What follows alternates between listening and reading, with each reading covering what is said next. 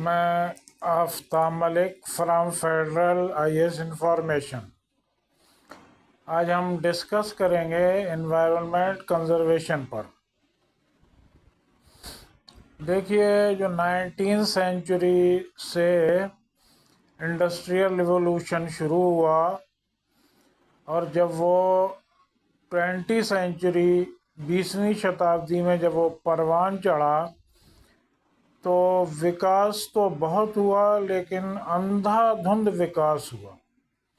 और इस अंधाधुंध विकास का रिजल्ट ये आया कि पर्यावरण को हमारे बहुत नुकसान होने लगा।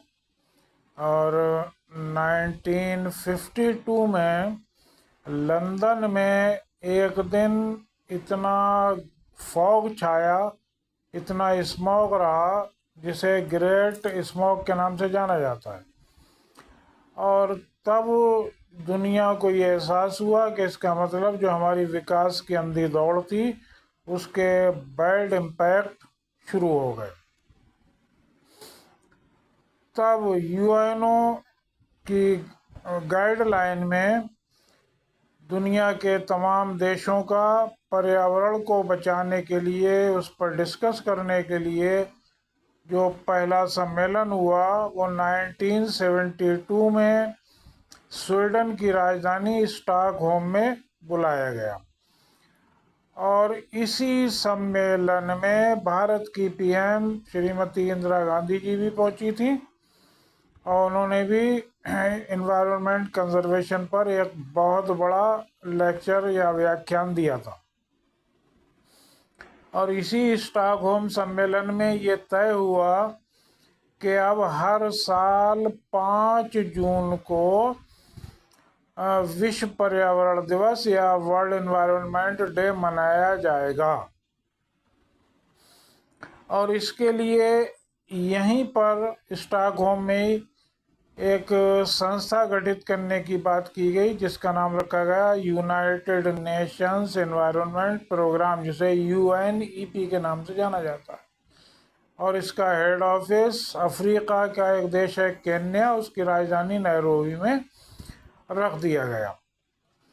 तो पर्यावरण के क्षेत्र में जो बड़ा काम करती है वो यूएनईपी करती है और उसका हेड ऑफिस नैरोबी केन्या में।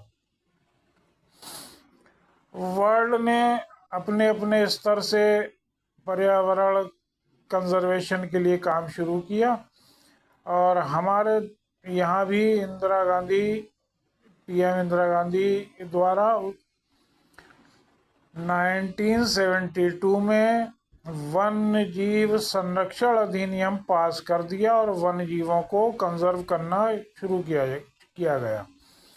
और इसके अगले ही साल यानी 1973 में हमारा जो नेशनल पशु है जिसको हम टाइगर कहते हैं, उसके कंजर्वेशन के लिए, उसको बचाने के लिए प्रोजेक्ट टाइगर 1973 में लॉन्च कर दिया गया। और इसको जो जिम कॉर्बेट नेशनल पार्क है उत्तराखंड में, वहाँ से इसको शुरू किया गया।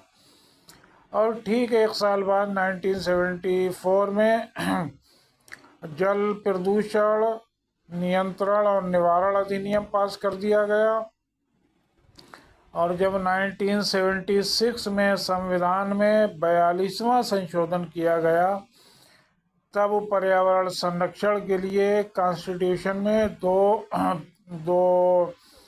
आर्टिकल जोड़ दिए गए। एक आर्टिकल 48A जिसमें सरकारों को ये निर्देश दिया गया कि वे पर्यावरण, वन और वन्य जीवों का संरक्षण करें।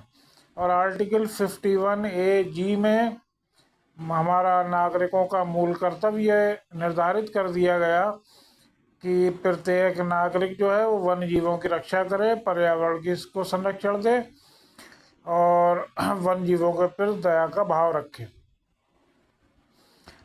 इसके बाद फिर 1980 में भारतीय संसद ने वन संरक्षण अधिनियम पास किया और उसके अगले ही वर्ष 1981 में वायु प्रदूषण संरक्षण अधिनियम पास किया।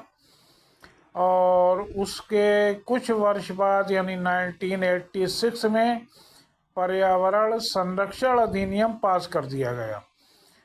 और 2002 में बायोडाइवर्सिटी एक्ट भारतीय संसद ने पास किया और जिसमें जैव विविधता संरक्षण की बात की गई। और 2010 में नेशनल ग्रीन ट्रिब्यूनल एक्ट पास किया गया और इसके प्रावधान के अकॉर्डिंग NGT यानी नेशनल ग्रीन ट्रिब्यूनल स्थापित कर दिया गया, जिसका मुख्यालय नई दिल्ली में है। और इस NGT ने पर्यावरण संरक्षण के लिए बहुत काम किया। और 2006 में भारत सरकार ने पर्यावरण नीति फॉलो की और पर्यावरण नीति जो लागू की गई उसमें जो पर्यावरण के समक्ष जो खतरे थे, जो चुनौतियां थीं, उनसे निपटने के लिए तमाम रणनीतियां तैयार की गईं। और जब 2016 आया तो ई-वेस्ट, मेडिकल वेस्ट के लिए तमाम रूलिंग बनाई गई और इस तरह से भारत सरकार में पर्यावरण संरक्षण के लिए बड़े पैमाने पर काम किया गया और आज भी जारी है। और 2026 में क्लाइमेट चेंज यानी कार्बन इमिशन यानी निगेटिव कार्बन का मतलब होता है कि जितना कार्बन का इमिशन हो उससे ज़्यादा सोख लिया जाए। निगेटिव कार्बन के लिए बरेली के कैंटोनमेंट बोर्ड ने बहुत बड़ा काम किया, बहुत पेड़ लगाए। और जो टेरी नाम की संस्था है उसने देश की पहला छावनी यानी पहली कैंटोनमेंट बोर्ड घोषित कर दिया, जिसने कार्बन निगेटिव पर अपनी सफलता हासिल कर ली। नेक्स्ट वीडियो के लिए इंतज़ार कीजिए और इसको सब्सक्राइब